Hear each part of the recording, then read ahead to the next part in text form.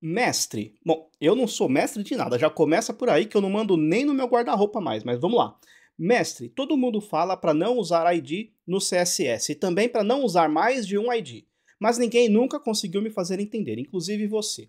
Mas depois que cheguei em JavaScript, eu descobri o DOM. Pergunto, isso tem a ver com o DOM e com o Document Get Element by ID? Mais ou menos, vamos explicar um pouquinho melhor isso aqui, mas deixa eu ver agora uma outra pergunta que é muito parecida, tá?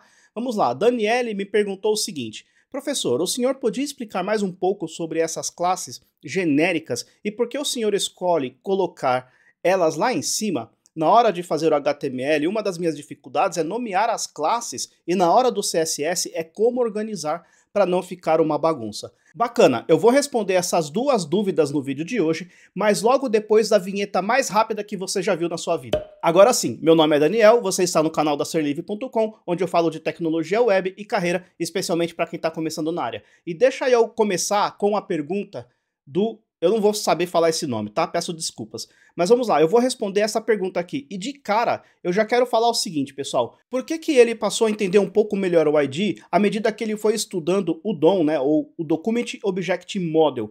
Tem a ver com o Get Element by ID? Mais ou menos, tá? Na verdade, é ao contrário. Na verdade, o DOM, ele tem esse nome por conta do atributo ID, e não o oposto, tá? Então, deixa eu mostrar aqui no site da MDN que a gente já vai tirar isso da frente, olha só. No próprio site da MDN ele já fala, ó, o atributo global, né, o atributo ID, define um identificador que deve ser único em todo o documento. E acabou, isso é a especificação. Por que que o ID precisa ser único, pessoal? Porque isso aqui é como se fosse um documento. Não faz muito sentido, por exemplo, você ter dois CPFs ou dois RGs, ou aqui onde eu moro, por exemplo, nós temos o NIF. Não faz sentido eu ter dois, porque através daquele número eu consigo identificar exatamente aquela pessoa. Então, por isso que um identificador, ele precisa obrigatoriamente, por definição, ser único na página. Então, espero já ter tirado isso da frente, tá? Na verdade, não é porque o DOM tem um método getElementById que ele precisa ser único. É o contrário.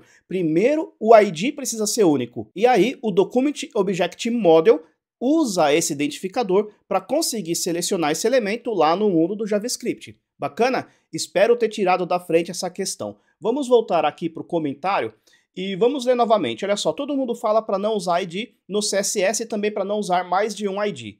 Ok, espero que tenha ficado claro isso aqui. Agora vamos ver por que que a gente não deve utilizar ID no CSS. Na verdade, a gente deve evitar isso, não é uma regra, tá? Em alguns casos você pode até usar o ID, mas isso é a exceção da exceção. Em via de regra, a gente prefere utilizar classe. E por que isso? Porque ID é muito específico. Normalmente, quando eu tenho lá no CSS um seletor muito específico, é muito difícil dar manutenção nesse código, tá?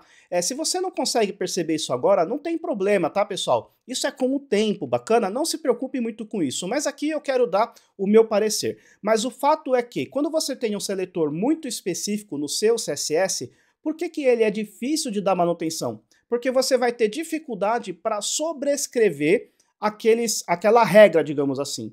Tá? Então, normalmente, o que acontece quando a gente trabalha com ID, aí depois você precisa sobrescrever, você coloca aquela diretiva important, né? Você coloca o important para sobrescrever um ID. Aí, se outra pessoa precisa sobrescrever o seu important, precisa colocar um ID mais um important, ou seja, vira uma confusão e você começa a criar um monstro. É claro que em projetos pequenos isso não vai fazer tanta diferença, mas em projetos grandes que têm uma base de código muito grande, você já não consegue identificar onde está o problema, por que que você coloca um seletor e aquilo não é aplicado, enfim, vira uma bagunça, tá? Então, via de regra, a gente trabalha com classes e não ID. E isso está também relacionado com a questão da reusabilidade, porque, por exemplo, imagina o seguinte, você tem um ID, sei lá, um ID header, por exemplo, tá? Então eu tenho um elemento que tem um ID header. Nesse ID header eu formatei o background, formatei, por exemplo, o padding, enfim, fiz uma série de formatações lá no CSS. Se eu precisar utilizar estas mesmas propriedades e valores do CSS, não faz muito sentido, por exemplo, eu colocar essas propriedades num footer, por exemplo, porque ele tem um ID header, tá? Então, quando a gente trabalha com elementos ou seletores muito específicos, é difícil de reutilizar aquele código, tá? Então, nomes mais genéricos, digamos assim, pode facilitar isso. Eu já vou falar um pouco mais sobre isso quando eu responder a pergunta da Daniele, mas vamos lá, vamos seguir em frente. Mesma coisa que eu já falei, por exemplo, com relação à manutenção. Pessoal, eu tenho uma colinha aqui que eu escrevi antes, tá? Não vou mentir para ninguém. Então, de vez em quando eu vou cortar o vídeo porque justamente eu tô lendo aqui o que eu preciso falar. Bom, dando continuidade aqui, nós vamos falar agora sobre manutenção. Como eu falei, né? É muito mais difícil a gente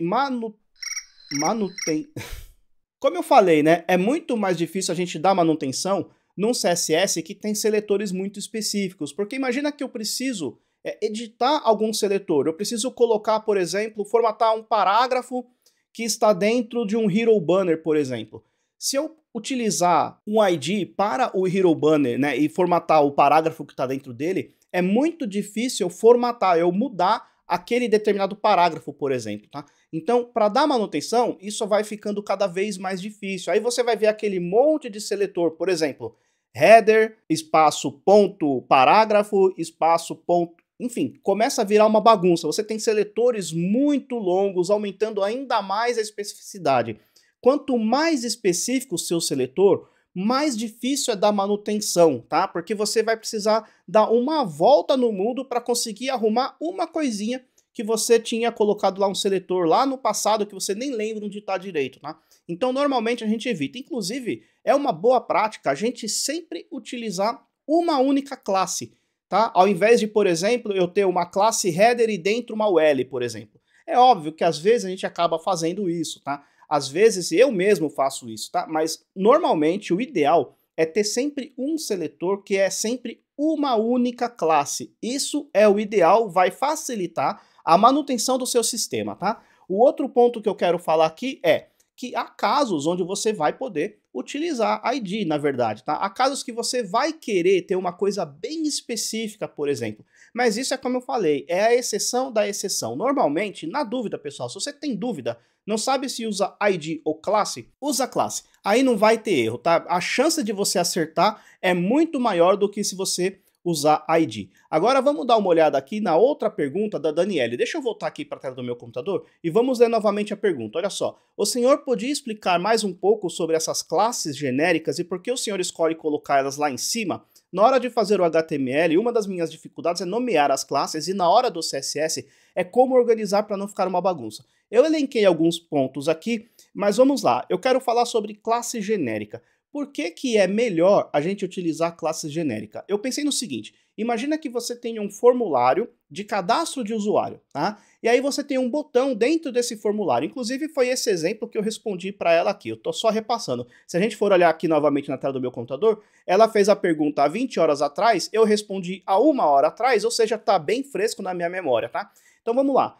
Imagina que você tem um formulário de cadastro, e aí você tem um botão, e você coloca lá, por exemplo, uma classe nesse seu botão, nesse cadastro de usuário, por exemplo, botão, underline, cadastro, underline, usuário, certo? Aí você foi lá, criou esta classe, formatou com um background azul, com border radius, colocou a cor da fonte branca, enfim, colocou uma sombrinha, enfim, fez toda a formatação necessária para ter esse botão. Aí você vai precisar ter um outro botão com as mesmas características visuais, só que aplicada num formulário de login, por exemplo. E aí, como é que você vai fazer? Você vai precisar ir lá no CSS, colocar mais uma classe, ou duplicar código, você vai ter muitos códigos duplicados, ou você vai pegar o seletor do seu botão de cadastro, vai colocar uma vírgula e vai colocar um outro, por exemplo, botão form login, um exemplo. Você vai fazer isso? Ou seja, nomes muito específicos é difícil de reutilizar. Por mais que você até pode chamar o seu botão na página de login de form cadastro usuário, né? Visualmente, para o cliente, por exemplo, não vai fazer diferença nenhuma. Mas percebe que fica estranho? Eu vou ter no formulário de login o nome de uma classe que é de cadastro de usuário, não faz muito sentido. Então, o ideal seria a gente ter uma classe mais genérica. Por exemplo, botão underline default, por exemplo. Botão default, botão primário, botão secundário e por aí vai, tá? Então, nomes mais genéricos facilitam a manutenção. Quando a gente precisar daquele mesmo comportamento visual em outra parte do nosso sistema, basta a gente reutilizar aquela classe no nosso HTML e já está feito, não precisamos fazer mais nada. Bacana? O outro ponto que eu gostaria de falar é sobre semântica. E aí vai ficar um pouco confuso porque ele meio que contrapõe o que eu acabei de falar. Aí a gente precisa fazer uma análise mesmo, tá? Isso vem com o tempo, não tem uma regra pronta que eu vou te falar o jeito certo de fazer. Mas, por exemplo, imagina que eu tenho numa UL, por exemplo, eu tenho uma classe menu. Dentro de uma UL, dentro de uma nave, eu tenho uma UL que tem uma classe menu. Esse nome, ele é mais significativo do que, por exemplo, um nome, digamos assim, TextRed, por exemplo, tá? Então, em alguns casos, a gente pode sim ter nomes que significam algo, tá? Aí depende, a gente precisa sempre fazer uma análise, eu sempre vou precisar olhar um pouco a fundo cada cenário, cada caso, tá? Como eu falei, não tem uma regra, você não vai ver um vídeo aqui no YouTube e vai saber dar nome de classe, você vai precisar, de fato, estudar, né? Olhar aquele cenário. O que é melhor? É um nome mais genérico ou é um nome um pouco mais específico, por assim dizer? Então, quando eu falo de nomes semânticos, é você colocar nomes que representam o que aquele componente significa, tá? Então, por exemplo, um botão, a gente até pode colocar um botão genérico, mas um menu de navegação, talvez seja interessante colocar um nome um pouco mais específico. Se você precisar de um outro elemento na sua página que tenha aquele mesmo comportamento de menu de navegação, basta que você utilize aquela classe. Por exemplo, eu posso ter um menu no header e posso ter um outro menu no footer. Repara, eles podem ser muito parecidos, certo? E aí eu posso utilizar a mesma classe, por exemplo, o menu. A mesma coisa, por exemplo, eu tenho ao lado, imagina que eu tenho um menu lateral agora. Tenho um menu lateral e tenho 3 menus que são muito parecidos, tá? Um para cada categoria, digamos assim. Posso utilizar também uma classe com um nome um pouquinho mais específico do que simplesmente um, sei lá, ponto list, por exemplo, tá? E falando também de manutenção, uma das abordagens que a gente tem para nomear as nossas classes, dentre outras maneiras de escrever nome de classe, a gente pode utilizar o BEM, que é Block Element Modifier, tá? Se você fizer uma busca aí, por exemplo, por getBem, eu não me lembro agora se é .com, .io, enfim, não lembro, mas se você procurar getBem, você vai ver. É uma forma de escrita que é bastante antiga, na verdade, e é a que eu mais utilizo porque nunca precisei aí escrever de outra forma, tá? Na verdade, o intuito dele é você ter uma única classe, sempre uma única classe, para formatar um elemento. E os elementos mais internos, a gente consegue ter nomes específicos. Por exemplo, é muito fácil se eu tiver, por exemplo, uma classe title, tá? Repara, nesse caso, o nome da classe title, ele é muito genérico. Você percebe que tudo depende, tudo a gente precisa analisar? Repara uma coisa, eu tenho uma classe chamada title, e esta classe ela pode ser utilizada tanto no conteúdo como, por exemplo, num hero banner. Imagina que eu estou formatando o title que está no meu conteúdo. Aí eu vou lá, encontro lá no meu CSS a classe title e modifico esta classe. Sem querer, eu vou modificar o title que está lá no hero banner. E às vezes não é isso que acontece. É o que a gente chama de vazamento de estilo. Eu modifiquei num lugar e sem querer afetei em outro lugar da página, né? Ou que é pior ainda, outra página que está dentro do meu site. Já aconteceu isso comigo, tá, pessoal? No trabalho já aconteceu de eu formatar um lugar e no dia seguinte o cliente ligar reclamando porque tinha uma página que estava funcionando e tinha parado de funcionar justamente porque tinha um nome de classe muito genérica que estava sendo utilizado em mais de um lugar, eu alterei num lugar, sem querer afetei outro lugar, tá? E aí o cliente reclamou, obviamente. Então, esta forma de escrever nossas classes utilizando o BEM, existem outros também, tá? Existem outros até mais novos, mas eu vou focar aqui no BEM. Esta forma de escrever este CSS, ele visa justamente você evitar esse tipo de coisa. Por exemplo, ao invés de eu ter uma única classe title, eu posso ter hero, underline, underline, title, ou seja, hero é o bloco e title é o elemento. Então eu tenho hero, underline, underline, title.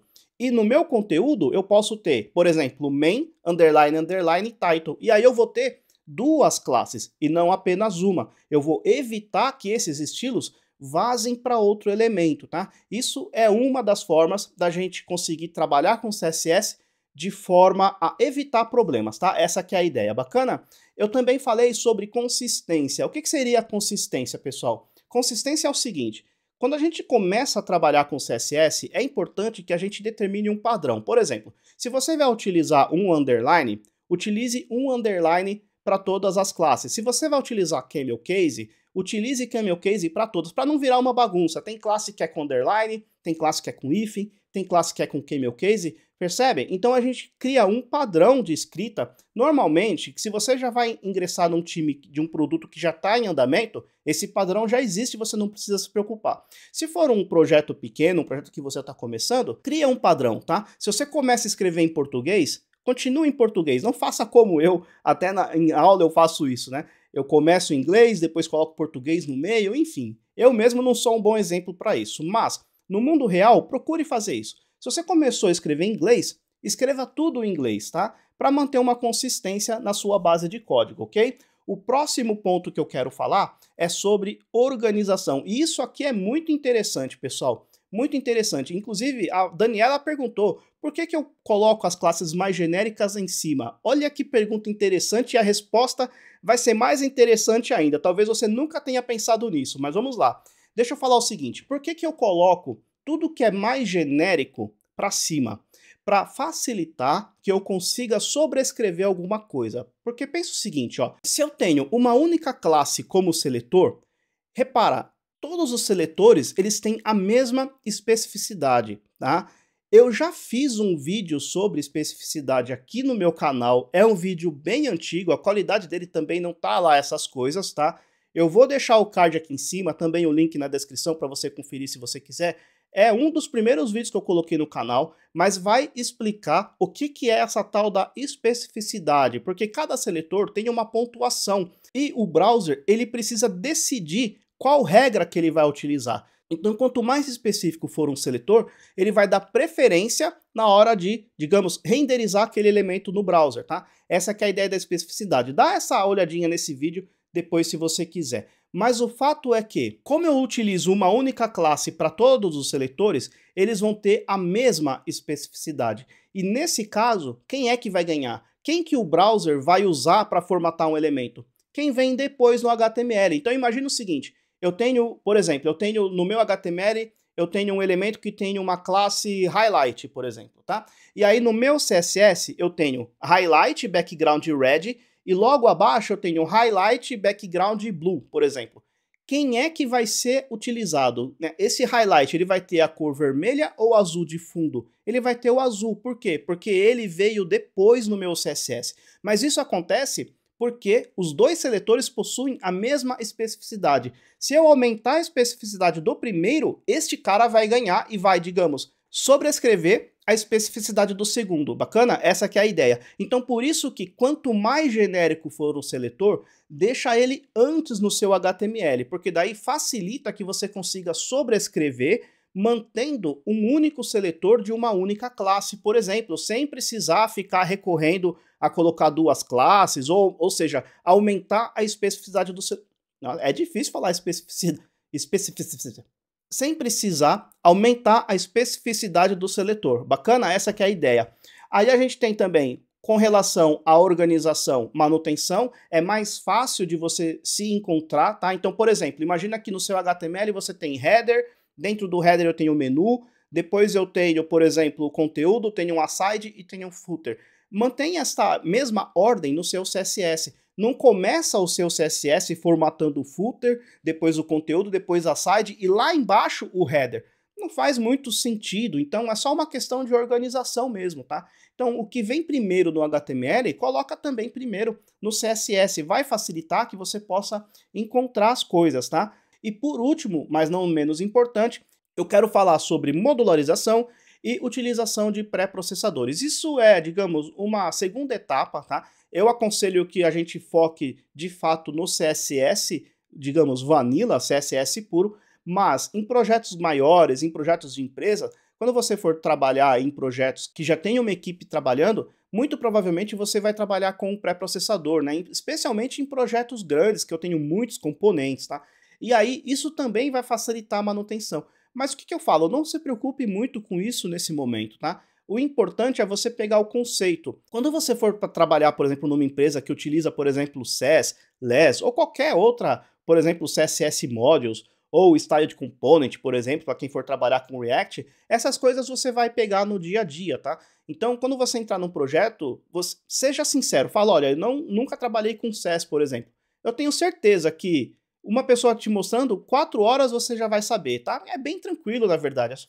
Faz o import do componente e tá tudo certo, tá? Não tem erro, tá? O mais difícil é você aprender o CSS nativo, o CSS puro, saber formatar um elemento, saber de fato quais são as propriedades e valores que você deve utilizar. As ferramentas é o mais tranquilo, tá? Não se preocupe com isso, mas eu preciso falar que em projetos grandes, em projetos de empresas de verdade, você vai utilizar sim, muito provavelmente, na verdade, né, com essas ferramentas, especialmente, por exemplo, um SES da vida, um pré-processador, ou até mesmo uma ferramenta de modularização de CSS, aí cada componente, digamos assim, vai ter o seu próprio arquivo separado, aí vai ser muito mais fácil, certo? Por exemplo, se você precisa formatar ou fazer manutenção no header, por exemplo, você vai direto no CSS do header, vai alterar, no final do dia ele vai gerar um outro CSS com um monte de coisa lá dentro, mas o código que você vai mexer vai ser um código de 20, 30, 50 linhas no máximo, bacana?